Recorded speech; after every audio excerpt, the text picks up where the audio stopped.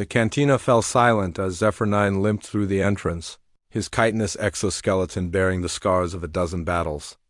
The Thraxian veteran's 4 arms moved with practiced caution, each step calculated to avoid putting weight on his damaged left leg. Blue-skinned Andorians turned away, their crystalline eyes dimming with discomfort. Even the hulking Garathians shifted uneasily in their reinforced chairs. Zephyr 9 had that effect on people now.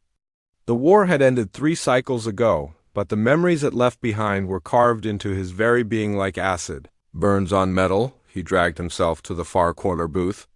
The one where shadows gathered thick enough to hide the tremor in his secondary arms. The bartender, a nervous Quillan with rapidly changing skin patterns, approached with visible reluctance. "Fermented nectar?" Zephyr 9 rasped, his voice box damaged by Corvan poison gas during the siege of Epsilon Prime. "The strongest you have?" The Quillan's skin flashed compliance patterns and scurried away. Zephyr 9 stared into the amber liquid when it arrived, seeing not the drink, but the faces of his fallen unit. 47 Thraxian warriors had entered that first human engagement. Only he had walked away. 3 young Vortaxi cadets occupied the booth across from him, their silver scales gleaming with youth and inexperience. They whispered among themselves, stealing glances at the scarred veteran. Finally, the boldest approached. "Sir," the young male said, his voice cracking with nervousness. "Aren't you Zephyr 9? From the Terran front?" Zephyr 9's compound eyes fixed on the cadet. The youngster couldn't be more than 50 cycles old, barely past his molting ceremony. He had probably never seen real combat, never watched his squad mates dissolve under human acid rounds or burn alive in their own armor. "I am," he replied simply. The cadet's excitement was palpable, his scales shimmering with anticipation. "We've heard the stories about how you fought the humans across 17 systems. About the Battle of Crimson Ridge where you held off an entire human regiment." A bitter laugh escaped Zephyr 9's mandibles. "Stories. They always became stories. Sanitized and heroic, stripped of the blood and screaming and the absolute terror that had defined every moment of that cursed war. Sit," he said, gesturing to the empty chairs around his table. "All of you." The 3 cadets scrambled to join him, their eyes wide with anticipation. They wanted war stories, tales of glory and conquest. They wanted to hear how brave and mighty their forces had been against the savage humans. Zephyr 9 drained his glass and signaled for another. Then he leaned forward, his scarred face catching the dim light of the cantina's bioluminescent fixtures. "What do you know about humans?" he asked quietly. The lead cadet straightened proudly. "They're a primitive species from the outer rim, violent and unpredictable, but ultimately inferior. The Academy taught us they rely on crude weapons and barbaric tactics because they lack our advanced technology and tactical sophistication." "The Academy," Zephyr 9 repeated, shaking his head slowly. "The Academy teaches you lies, young one. Comforting lies that help the Galactic Council sleep at night." The cadets exchanged uncertain glances. This wasn't what they had expected to hear from a decorated war hero. "But you won," another cadet said hesitantly. "The humans were defeated. They signed the non-aggression pact. They're contained to their home system now." Zephyr 9's laugh was like grinding metal. "Won? Is that what they're teaching now?" He leaned back, his damaged leg sending jolts of pain up his spine. "Let me tell you about winning, younglings. Let me tell you about the day I truly understood what humans are capable of." The cantina seemed to grow quieter around them, as if the very air was holding its breath. Other patrons had begun to drift closer, drawn by the magnetic pull of a war veteran's tale. But this would be no heroic epic. This would be truth. "It was the 3rd month of the Terran campaign," Zephyr 9 began, his voice taking on the distant quality of someone reliving a nightmare. "We had received intelligence that a human supply convoy was moving through the asteroid belt of Kepler 442, 47 ships, they said, lightly defended. An easy target to cut off human reinforcements to their outer colonies." His secondary arms twitched involuntarily as the memory surfaced.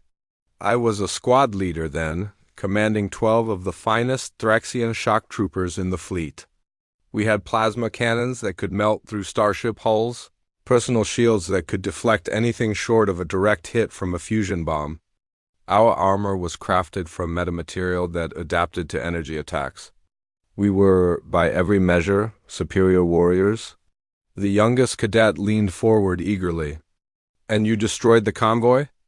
"Oh, we found the convoy," Zephyr 9 said softly. 47 ships, just as intelligence had reported? But they weren't supply vessels. His compound eyes seemed to focus on something far beyond the cantina walls. They were human warships, disguised as cargo haulers. And they were waiting for us. He paused to take another drink, using the moment to steady himself against the memories threatening to overwhelm him. When he continued, his voice had dropped to barely above a whisper. The humans had known we were coming. They had prepared. But it wasn't their technology that defeated us that day. It wasn't their weapons or their tactics or their numbers. He looked directly at each cadet in turn. It was what they were willing to do, what they were willing to sacrifice. "I don't understand," the lead cadet said. Zephyr 9 smiled grimly. "No, you don't. And that's exactly the point. None of us understood. Not until it was too late." The cantina had grown completely still now. Even the Quillen bartender had stopped his nervous cleaning and stood frozen, listening to words that would reshape everything they thought they knew about the war. "The first thing you must understand about humans," Zephyr 9 said, "is that they don't fight like us. We fight for territory, for resources, for honor. Humans fight for something else entirely. Something that makes them far more dangerous than any weapon or technology." He raised his glass in a mock toast. "To the humans, younglings. The species that taught the galaxy what true warfare really means." The Vortaxi cadets waited with bated breath as Zephyr 9 stared into his drink, lost in memories that still haunted his dreams. Around them, the cantina's usual chatter had died to nothing. Even hardened spacers and merchants found themselves drawn to the scarred veteran's words. "The trap was perfect," he continued, his voice hollow with remembered pain. 47 human ships arranged in what looked like a standard cargo formation. Our fleet sensors showed minimal weapon signatures, exactly what we expected from supply vessels trying to avoid detection. Admiral Crux ordered a standard intercept pattern. We would disable their engines, board their ships, and claim their supplies for the war effort. His primary arms gestured unconsciously, sketching battle formations in the air. I was aboard the strike cruiser Vengeance of Thrax, leading the boarding party. 12 elite warriors, the pride of our species. We had trained for orbital drops, ship-to-ship combat, and urban warfare on 100 different worlds. We wore armor that had never been penetrated by enemy fire. The youngest cadet's scales rippled with nervous energy. "What happened when you boarded them?" "We never got the chance," Zephyr 9 said grimly. "The moment our fleet closed to engagement range, everything changed. Those cargo haulers shed their camouflage plating like molting skin. Underneath were weapons batteries that our intelligence networks had never seen before. Railguns that fired metal slugs at near light speed.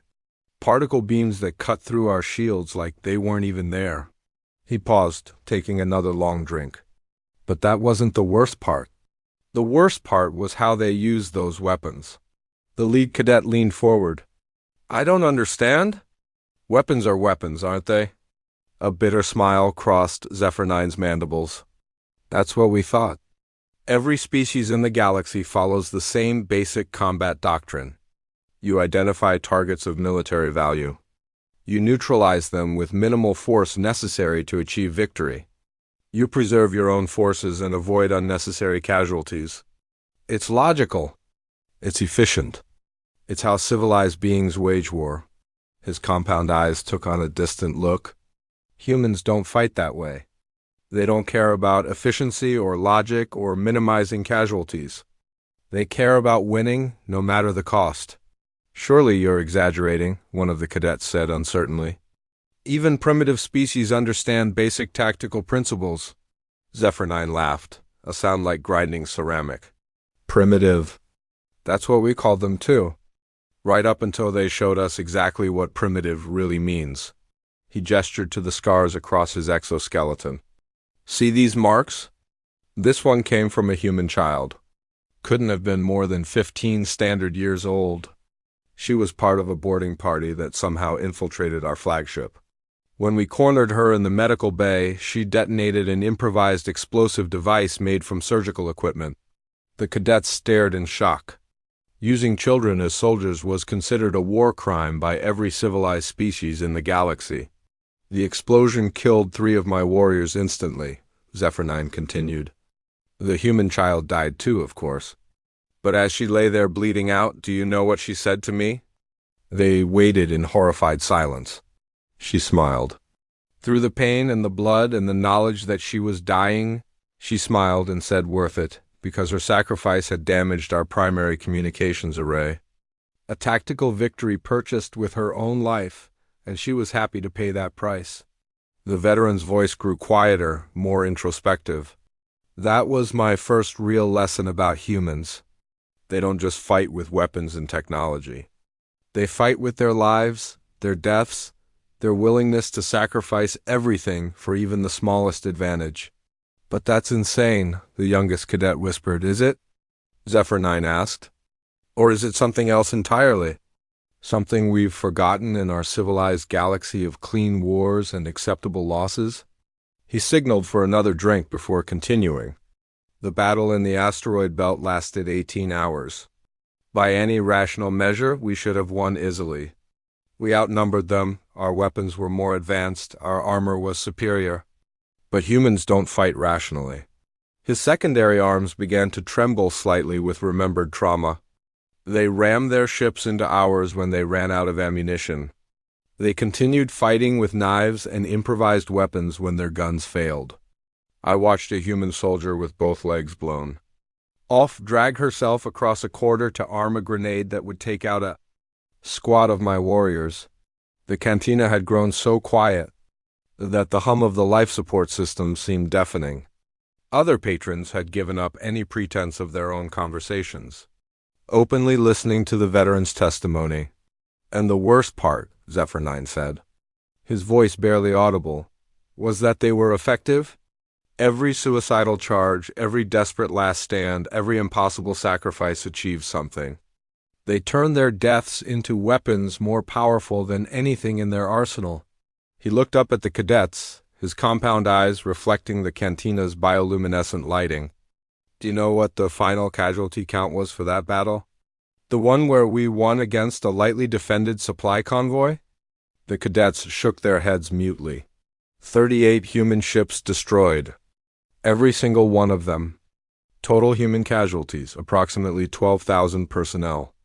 They fought to the last being, never surrendered, never retreated. His voice cracked slightly. Our casualties, 6 ships lost, 14 heavily damaged. 7,000 Galactic Council forces killed or wounded. The numbers hung in the air like a death sentence. A 3-to-1 loss ratio against supposedly inferior opponents was a tactical disaster. But those were just the immediate casualties, Zephyr-9 continued. The real damage came later, when the survivors tried to process what we had witnessed. Half my squad developed what human psychiatrists call post-traumatic stress disorder. Warriors who had fought across dozens of campaigns suddenly couldn't function in battle. He gestured to his own scarred form. The rest of us just tried to forget? But you can't forget something like that. You can't unsee the moment. When warfare stops being about tactics and technology and becomes about the fundamental will to survive. The lead cadet found his voice again. But we won the war. The humans signed the non-aggression pact. They're confined to their home system now. Zephyr-9's laughter was like breaking glass. Won? Oh, my naive young friend. We didn't win anything. We survived, barely. The silence in the cantina stretched uncomfortably as Zephyr-9's words sank in. The Vortaxi cadets exchanged uncertain glances, their youthful enthusiasm dampened by the veteran's grim testimony.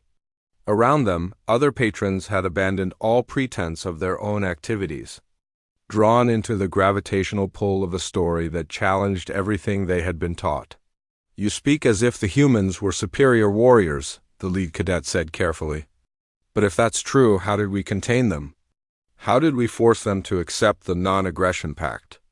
Zephyr Nine's mandibles clicked in what might have been amusement or despair. Contain them? Is that what the Academy calls it now?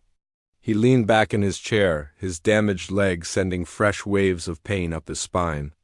Let me tell you about the real end of the war, younglings. Let me tell you what really happened at the Battle of Terra's Gate. His compound eyes took on that distant look again, the 1,000-yard stare of a warrior reliving his worst nightmare. By the final year of the conflict, the Galactic Council had assembled the largest military force in recorded history. 5,000 ships from 17 different species, representing the combined might of our civilization. The humans had been pushed back to their home system, their colonies lost, their fleet reduced to barely 300 vessels. The veteran paused to drain his glass, using the moment to steady himself. Command was confident. How could they not be? We outnumbered the humans 16-1. Our technology was superior, our tactics proven across a dozen successful campaigns. The war would end with one decisive battle at the edge of human space. That sounds like a certain victory, the youngest cadet said hesitantly.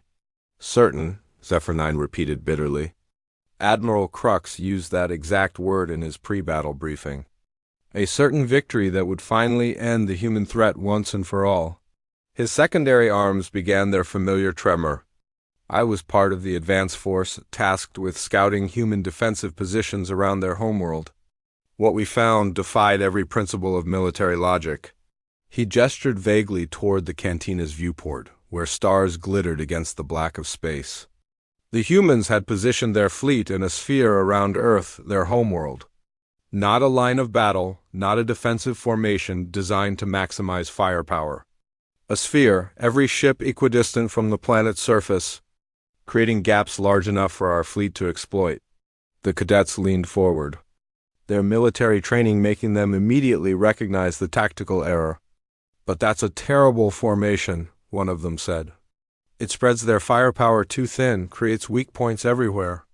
Exactly what our tactical computers concluded, Zephyr 9 agreed. A formation so flawed that it could only be desperation or incompetence. Admiral Crux ordered the assault immediately, before the humans could recognize their mistake and redeploy. His voice dropped to barely above a whisper.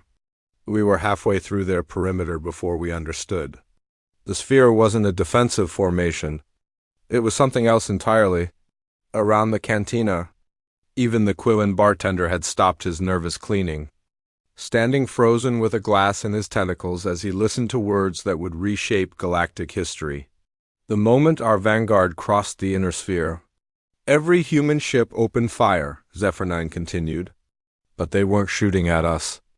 They were shooting at their own homeworld. The cadets stared in stunned disbelief. That's impossible, the lead cadet breathed. No species would bombard their own planet. No civilized species, Zephyr 9 corrected grimly. But humans aren't civilized, not in any way we understand the term.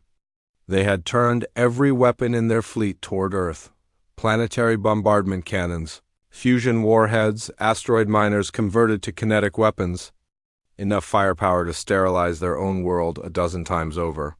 He paused, watching the horror dawn on the young faces around him. And then they sent us a message. Simple, direct, transmitted on every frequency simultaneously. Just 4 words, you want it? Take it. The silence that followed was absolute. Even the cantina's life support system seemed to hold their breath. They were willing to destroy their own homeworld, Zephyr 9 said quietly. Their own civilization, their own species, everything they had ever built or created or loved. Rather than submit to conquest, they would turn their planet into a radioactive wasteland that would be worthless to any conqueror. The youngest cadet's scales had gone completely silver with shock. But that's suicide. That's the extinction of their entire species. Yes, Zephyr 9 said simply. And they meant every word of it. Our sensors confirmed that their weapons were armed, their targeting systems locked onto major population centers. One command from their fleet admiral, and Earth would have become a dead world within minutes. He gestured to his scarred exoskeleton. This is where these wounds really came from. Not from human weapons, but from the panic that followed. When Admiral Crux realized what the humans intended, when he understood that victory would mean inheriting a poisoned prize, he hesitated. Just for a moment. But in that moment of uncertainty, the human fleet struck. His voice took on the mechanical quality of someone reciting a tactical report. They didn't try to win the battle. They couldn't, outnumbered as they were.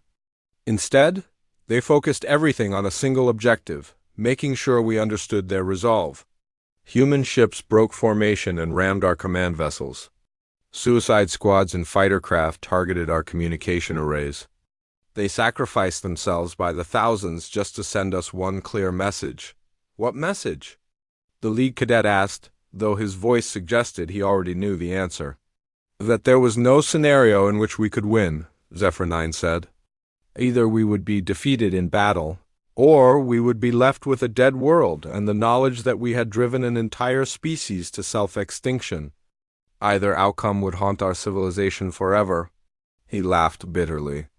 So we did what any rational species would do when faced with an irrational enemy. We negotiated. The non-aggression pact wasn't our victory over humanity. It was our admission that humans fight by rules we cannot comprehend for stakes we dare not match. The cantina slowly began to stir again as patrons processed this revelation. Conversations resumed in hushed whispers, but the comfortable certainties of galactic civilization had been shaken to their core. The humans agreed to remain in their home system, Zephyr 9 continued. In exchange, we agreed never to attack them again. On the surface, it looked like containment. Like victory. His compound eyes fixed on each cadet in turn. But we all knew the truth. We hadn't contained the humans. We had contained ourselves. Because we finally understood what would happen if we pushed them too far. The weight of Zephyr 9's revelations hung heavy in the cantina air like smoke from a funeral pyre. The Vortaxi cadets sat in stunned silence, their dreams of military glory crumbling under the harsh light of truth. Around them, other patrons whispered among themselves, processing implications that reached far beyond a single war. But if the humans are so dangerous, the youngest cadet finally managed, his voice barely audible, why don't we hear about them anymore? Why does the Academy teach us they were defeated? Zephyr 9's laugh was like broken glass grinding underfoot. Because fear makes poor policy, young one. Because admitting the truth would mean acknowledging that the greatest military force in galactic history was held to a stalemate by a single species from the rim worlds. He gestured toward the cantina's viewport, where the lights of passing ships traced lazy arcs across the starfield. Look around you. See the peace, the prosperity, the confidence of our civilization. How long do you think that would last if everyone knew what I've just told you? The lead cadet's scales had shifted to deep purple, a color of confusion and distress among his species. You're saying the Council lies to its own people? I'm saying the Council chooses its truths carefully, Zephyr 9 corrected. The official history states that humanity was contained through superior tactics and overwhelming force, that the non-aggression pact was a merciful gesture to a defeated enemy. It's a comfortable truth that lets everyone sleep peacefully at night. His secondary arms twitched as painful memories surfaced. But those of us who were there, who saw what humans are truly capable of, we know better. We know that peace exists only because humanity allows it to exist. That's impossible, one of the cadets protested. They're confined to one system. One world. How could they threaten the entire galaxy? Zephyr 9 leaned forward, his scarred face catching the amber light of the cantina's fixtures. Let me tell you about the last intelligence report I filed before my medical discharge. About what our deep space monitors detected 6 months after the non-aggression pact was signed. The cantina seemed to grow colder as he spoke. Long-range sensors picked up massive energy signatures from the Sol system. Not weapons testing or fleet maneuvers, construction, industrial activity on a scale that defied comprehension. His compound eyes took on that distant look again. They were building something. Ships, stations, infrastructure, working at a pace that would have killed any other species. 20-hour work cycles, crews rotating without breaks, entire populations mobilized for a single purpose. Building what? The youngest cadet whispered. That's what Intelligence Command wanted to know, Zephyr 9 said grimly. So they sent probe ships. Unmanned scouts with the best stealth technology the galaxy could produce. Ships designed to slip past any defense network and gather detailed intelligence. He paused to signal the bartender for another drink, his movements careful and deliberate. 14 probes were dispatched over the course of 3 months. 14 ships representing the pinnacle of Galactic Council technology. And? None of them returned, Zephyr 9 said simply.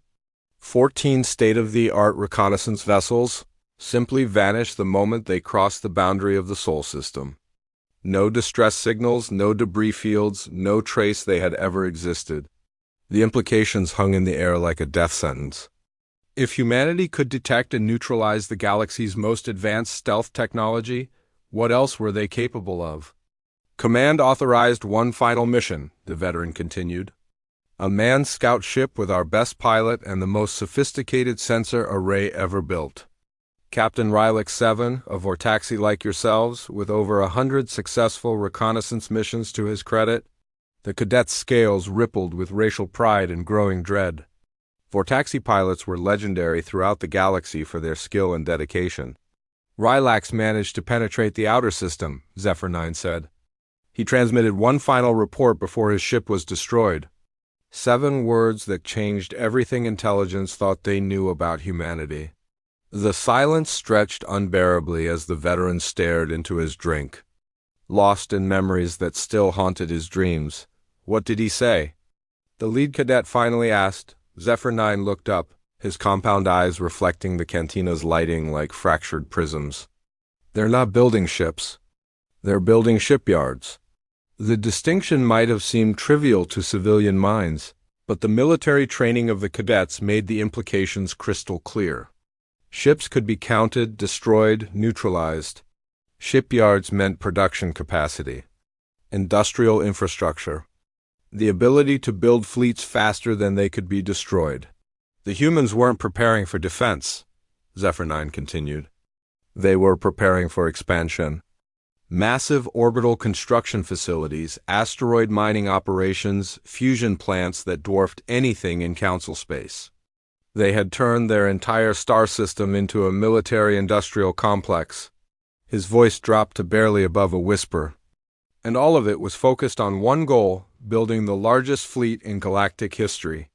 Not to defend their homeworld, but to ensure that next time there was a conflict, the outcome would be very different. The youngest cadet's scales had gone completely white with shock. How many ships? Our best estimates suggest they could build more vessels in a year than the Council has constructed in the past century, Zephyr 9 said. And these aren't converted cargo haulers or repurposed mining ships. Purpose-built warships with technology that is advanced beyond anything in our databases. He gestured to his damaged leg, the scarred exoskeleton that told its own story of human determination. But the ships aren't the real threat. The real threat is what drives their construction, the philosophy behind it. I don't understand, the lead cadet said. Humans don't build weapons to maintain peace, Zephyr 9 explained. They build them to ensure victory. Every design choice, every technological advancement, every strategic decision is made with one question in mind. How do we make sure we never have to surrender again? The cantina around them buzzed with nervous energy as other patrons absorbed the implications of the veteran's words. Conversations had shifted from casual banter to urgent whispers about policy changes and defensive preparations.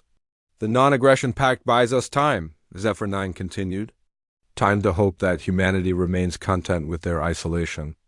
Time to pray that they never decide their system is too small for their ambitions. His compound eyes fixed on each cadet in turn. Because if they do, if humanity ever decides to leave their system in force, there is no military power in the galaxy that could stop them. Not after what they've built. Not with what they've learned about warfare. The weight of that revelation settled over the table like a shroud. The comfortable certainties of galactic civilization, The belief in council superiority and human containment crumbled under the harsh reality of strategic analysis. "So we wait," Zephyr 9 said quietly. "We wait and we hope and we pray to whatever gods we worship that humanity remains content with the peace we purchased with our fear." The cantina's atmosphere had grown thick with tension as Zephyr 9's revelations sank into the minds of his audience. The three Vortaxi cadets sat pale and shaken, their scales having shifted through a spectrum of distress colors. Around them, other patrons leaned in closer, abandoning all pretense of privacy as they absorbed words that challenged the very foundation of galactic security. "There's something else," Zephyr 9 said quietly, his voice cutting through the nervous murmur of conversations. "Something that Intelligence Command classified above top secret? Something that only a handful of beings in the galaxy know." He paused, his secondary arms trembling as he reached for his glass. "The humans have been in contact with us. Regular contact. For the past 2 years." The lead cadet's scales flashed bright orange with shock. "But that's impossible.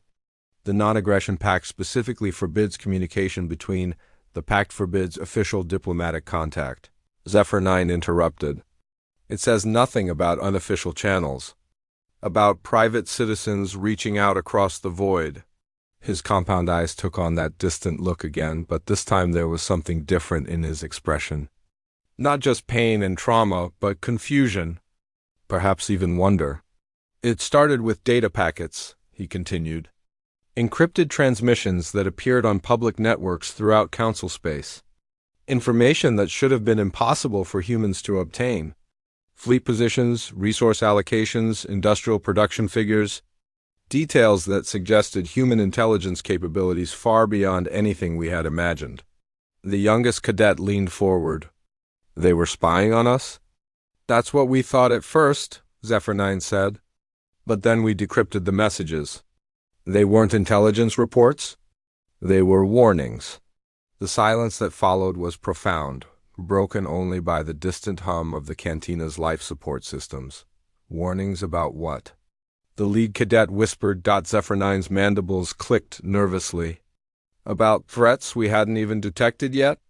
Rogue asteroids on collision courses with inhabited worlds. Pirates massing for raids on shipping lanes. Natural disasters that our own sensors had missed." He gestured vaguely toward the viewport.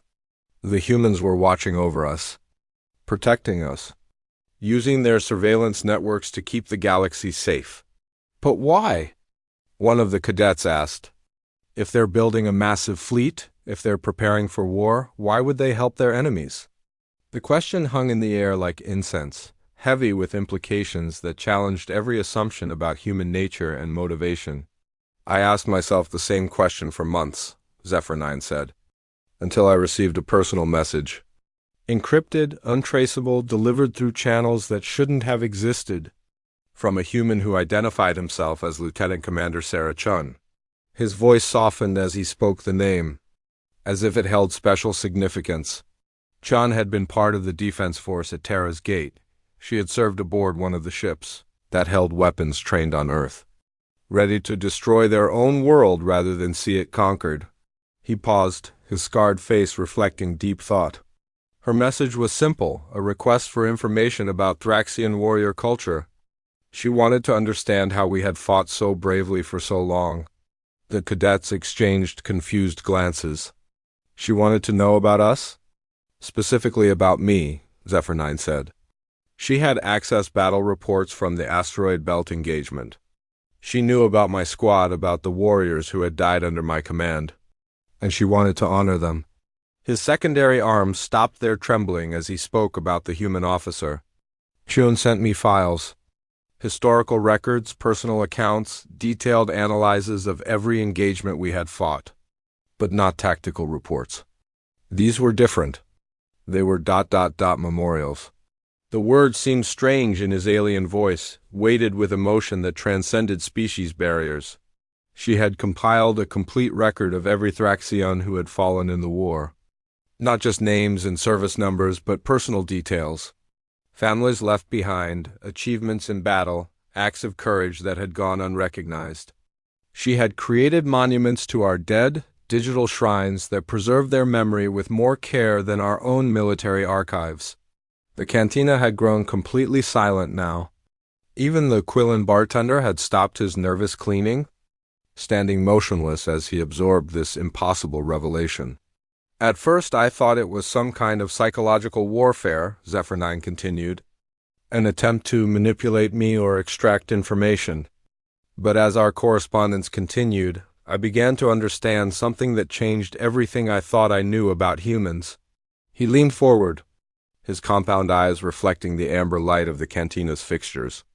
They don't just fight for victory. They fight for memory, for the preservation of honor and sacrifice even among their enemies. I don't understand, the youngest cadet said. Chun explained it to me, Zephyr9 said. In human culture, the greatest tragedy isn't death in battle. It's being forgotten. Having your sacrifice become meaningless, your courage unremembered. So they preserve the memory of everyone who falls, friend and foe alike. His voice took on an almost reverent quality. She showed me memorials they had built for human casualties. Not just names carved in stone, but detailed histories. Stories of who these people were, what they loved, what they hoped to achieve. Every human who died in the war was remembered not as a statistic, but as an individual. The implications of this revelation began to dawn on the cadets. A species that honored its enemies' dead was unlike anything in galactic civilization. But it wasn't just memorials, Zephyr9 continued. Chen shared their analysis of the war itself. Human military historians had studied every battle, every engagement, not to identify tactical advantages, but to understand the cost. The true cost measured in lives disrupted, families destroyed, futures that would never be. He paused to take another drink, his movements careful and deliberate. They called it the price of peace, a comprehensive accounting of what the war had cost both sides. Not just in ships and resources, but in the immeasurable currency of individual lives. And what did they conclude? The lead cadet asked quietly. Zephyr9's laugh was different this time. Not bitter or broken, but tinged with something that might have been hope. That the war should never have happened. That both sides had lost more than any possible victory could have been worth. That the real enemy wasn't each other, but the ignorance and fear that had driven them to conflict. His compound eyes fixed on each cadet in turn.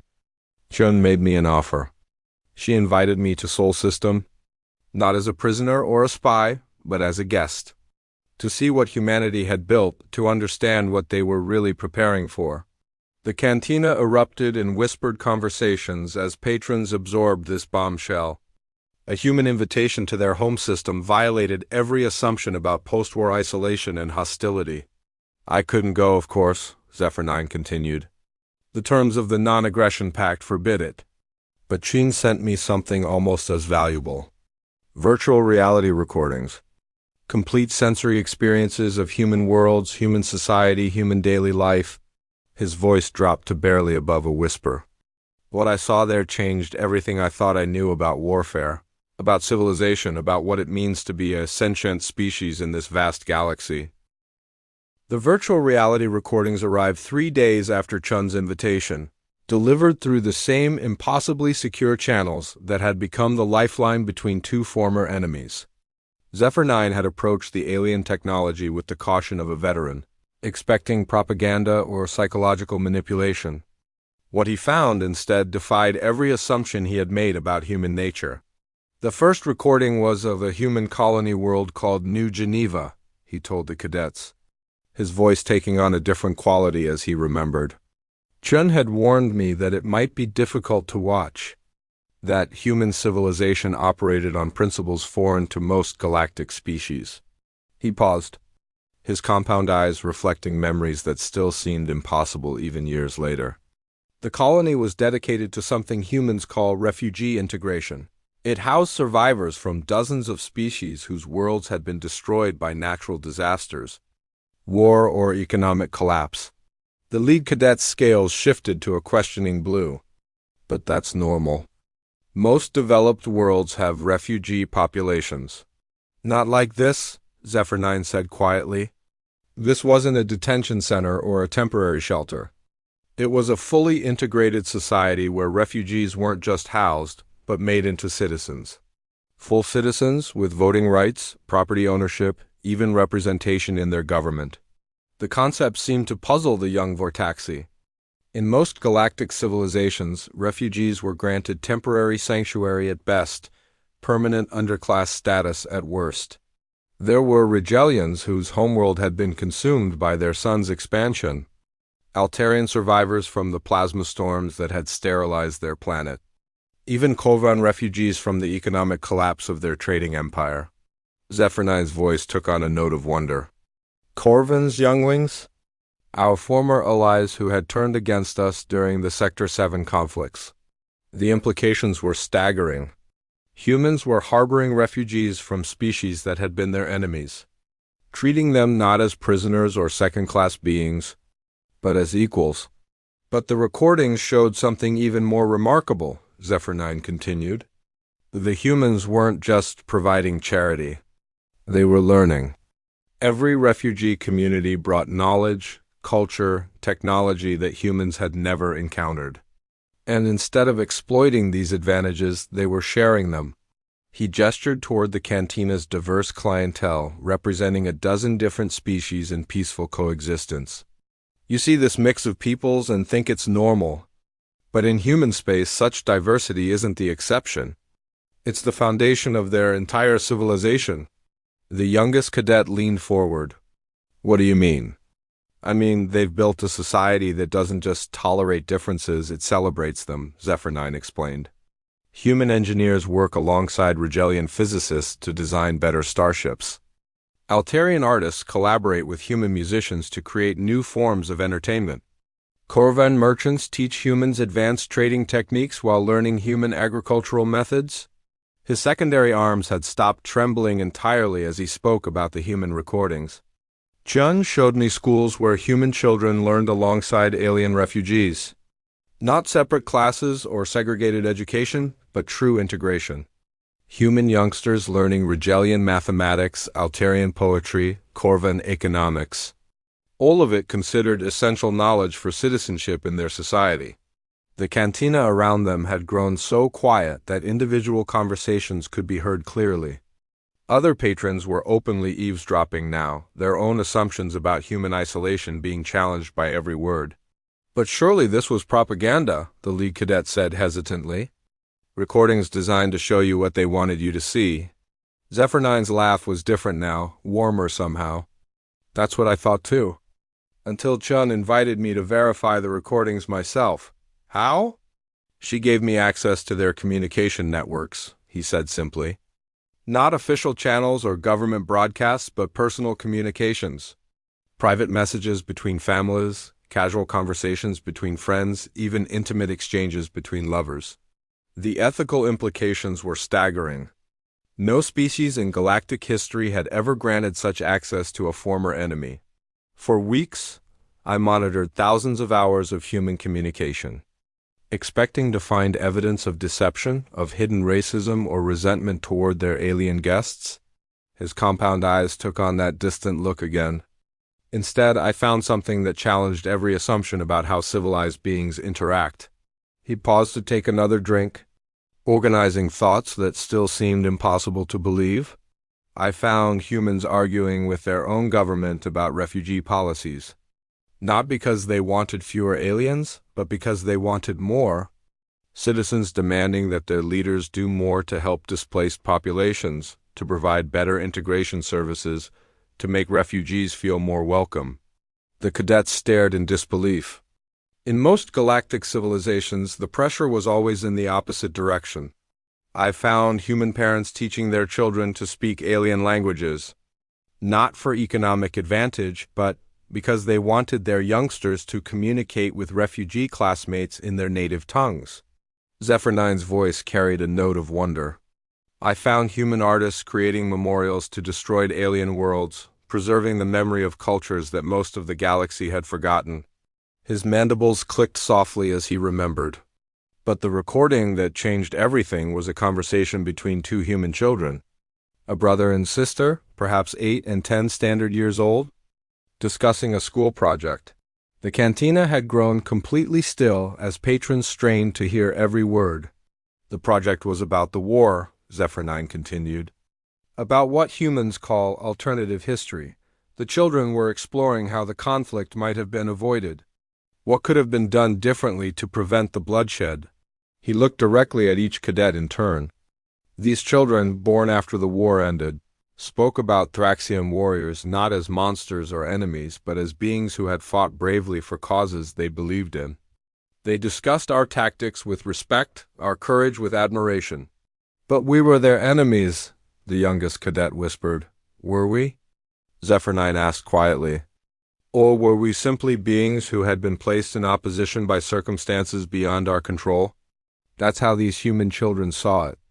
Not as a conflict between good and evil, but as a tragedy that had consumed lives on both sides.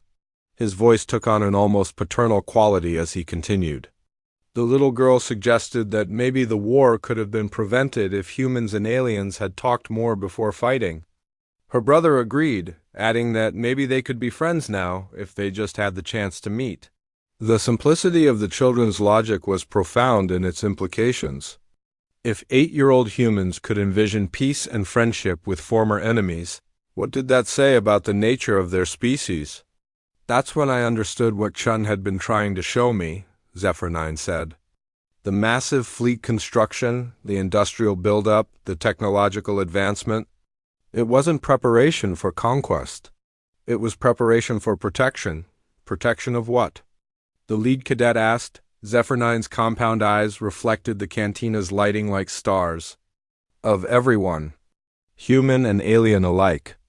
They were building the capacity to defend not just their own territory, but any world threatened by the kind of violence that had consumed the galaxy during our war. The revelation hung in the air like a new dawn, casting everything that had come before in a different light. Humans don't build weapons to conquer, Zephyr 9 said quietly. They build them to ensure that no one else has to experience what they experienced, that no other species has to choose between surrender and self-destruction. The weight of revelation hung heavy in the cantina as Zephyr 9 prepared to share the final chapter of his impossible story. Around him, beings from a dozen different worlds had abandoned all pretense of their own activities, drawn into the gravitational pull of truths that would reshape their understanding of the galaxy itself. 2 months ago, he said quietly, his voice cutting through the hushed atmosphere. I received a final message from Lieutenant Commander Chun, not a data packet or intelligence briefing, but a personal invitation. She was coming to council space. The Vortaxi cadets' scales shifted through rapid color changes as they processed this impossibility. But the non-aggression pact forbids official diplomatic contact, Zephyr 9 finished. But Chun wasn't coming as a diplomat. She was coming as a private citizen, using a loophole in the treaty that allows for cultural and scientific exchange. His compound eyes took on that distant look one final time. She wanted to meet me, face to face, to honor the warriors who had fallen under my command, and to discuss something she called the next phase. The meeting had taken place on Nexus Station, a neutral trading post in the border regions between Council and human space. Zephyr 9 had arrived expecting anything from assassination to interrogation. What he found instead was a slight human female with kind eyes and hands that bore the calluses of a soldier. Chun was younger than I had expected, he continued. Perhaps 40 standard years, which is barely adulthood for humans. But her eyes carried the weight of someone who had seen too much, lost too much, survived too much. She had brought gifts. Not weapons or technology, but items of profound personal significance. A holographic memorial containing the names and histories of every Thraxian who had died in the asteroid belt engagement. A collection of human poetry written about alien warriors, celebrating their courage and sacrifice. Most impossibly, a formal letter of condolence from the families of human soldiers who had died fighting Zephyr 9's forces.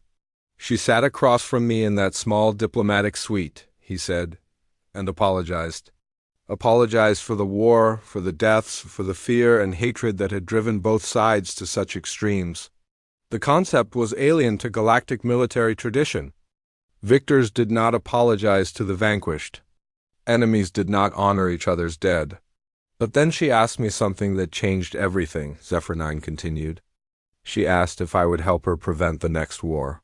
The next war? The lead cadet echoed. Chun had brought intelligence data, Zephyr 9 explained.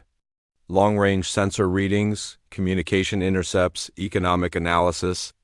Evidence of a threat that neither human nor council forces had yet recognized. He gestured toward the cantina's viewport, where the lights of passing ships traced their eternal patterns against the stars. The Devourers are coming. The name sent a chill through everyone present. The Devourers were legend, myth, campfire stories told to frighten children. Ancient machines from the galactic core that had supposedly consumed entire civilizations, before vanishing into the dark between stars. Human deep space. Monitors detected the first signs 18 months ago, Zephyr 9 said. Energy signatures moving through the void at impossible speeds. Gravitational anomalies that suggested massive objects in transit. Radio silence from star systems along the galactic rim. His voice dropped to barely above a whisper. The Devourers aren't myth, younglings. They're real, and they're moving toward inhabited space. Our best estimates suggest they'll reach the outer colonies within 5 years. The implications were staggering. If the Devourers were real, if they posed the kind of existential threat described in ancient texts, then every petty conflict and territorial dispute in the galaxy became meaningless. Chung showed me projections, Zephyr 9 continued. Computer models of what would happen if the Devourers encountered current galactic civilization. The Council fleet, impressive as it is, would last perhaps 6 months against technology that old and advanced. Human forces might hold out for a year, maybe 2. He paused, letting that timeline sink in. But together, combined with every ally we could gather, we might have a chance. Not to win, but to survive long enough to find a solution. So the human fleet, the youngest cadet said slowly, it's not being built to threaten us. It's being built to defend us. All of us, Zephyr 9 confirmed. Human, Thraxian, Vortaxi, every sentient species in the galaxy. Chun's proposal wasn't conquest or alliance in the traditional sense. It was something unprecedented in galactic history. His mandibles clicked as he searched for words to describe the impossible. She called it the Unity Fleet, combined forces from every species, sharing technology and tactics and resources. Not under human command or council authority, but jointly commanded by representatives from all member species. The concept challenged every assumption about interspecies relations. Unity on such a scale had never been attempted, let alone achieved. I told her it was impossible, Zephyr 9 admitted. That the old hatreds and fears ran too deep. That species who had fought each other for centuries couldn't suddenly become allies. His compound eyes reflected something that might have been hope. Chun just smiled and showed me one more recording. This one was from a human military academy, where officers from a dozen species were training together. Humans and Regelians sharing tactical knowledge. Altarians and Corvans developing joint defense strategies. But how? The lead cadet asked. How did they convince so many species to work together? By doing what humans do best, Zephyr 9 said simply. They asked. Not demanded or threatened or bribed. They simply explained the threat, shared their intelligence, and asked for help. His voice took on a note of wonder. And being said yes. Not governments or military commands, but individuals. Officers who had fought in the war, civilians who had lost family to violence, refugees who had found new homes in human space. They came because someone finally offered them a chance to fight for something bigger than territory or resources or pride. The cantina around them buzzed with nervous energy as the implications of this revelation spread through whispered conversations. The comfortable certainties of galactic politics were crumbling under the weight of an approaching crisis that made every previous conflict seem trivial. Chung left me with a choice, Zephyr 9 said. I could return to my retirement, spend my remaining years reliving old battles and nursing old wounds. Or I could help her build something that has never existed before. A truly unified defense against an enemy that threatens everything we've ever built or loved. He looked directly at each cadet in turn. I told her yes. Not as a Thraxian warrior or a council veteran, but as a being who had seen too much war and wanted to help prevent the last war. His secondary arms had stopped trembling entirely as he spoke about the future. The Unity fleet is being assembled now in secret shipyards throughout human space. Species that were enemies 5 years ago are working side by side, sharing knowledge that was classified beyond top secret just months before. And the council? The youngest cadet asked. Do they know? Zephyr Nine's laugh was different now, carrying notes of hope rather than bitterness. Some do. The smart ones, the ones who can see beyond the next election cycle or the next budget appropriation. They've quietly begun redirecting resources, reassigning personnel, preparing for a conflict that officially doesn't exist yet. He raised his glass in a final toast. To the humans, younglings. The species that taught us that the greatest victory isn't conquering your enemies. It's turning them into allies. The cantina erupted in conversation as the full implications of Zephyr Nine's story spread through the crowd. Some patrons departed quickly, no doubt rushing to spread word of what they had heard. Others lingered, discussing the possibilities and implications in hushed tones. Will you go? The lead cadet asked quietly. To the Unity fleet? Zephyr Nine stood slowly, his damaged leg protesting the movement. I already have my orders. Tomorrow I ship out for the Centauri yards, where humans and Thraxians are building the first truly integrated starships in galactic history. His compound eyes reflected the cantina's lighting one final time. The war I fought was about territory and pride and fear of the other. The war I'm going to fight will be about survival and hope and the belief that different species can become one people when they face a common threat. He looked back at the three cadets, young beings whose lives had been forever changed by an old soldier's truths. The choice is yours, younglings. You can continue believing the comfortable lies of the Academy, or you can join us in building something that has never existed before, something worth fighting for. With that, Zephyr Nine limped toward the cantina's exit, leaving behind three young Vortaxi whose scales shimmered with new possibilities. Behind him, conversations continued deep into the night, spreading word of truths that would reshape the galaxy. The Unity fleet was more than ships and weapons.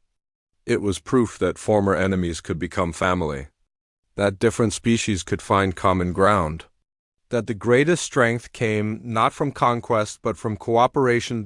And somewhere in the dark between stars, ancient machines moved through the void, unaware that their intended victims were no longer scattered and divided, but united in purpose and strengthened by diversity. The real war was yet to come. But for the first time in galactic history, every species would face it together.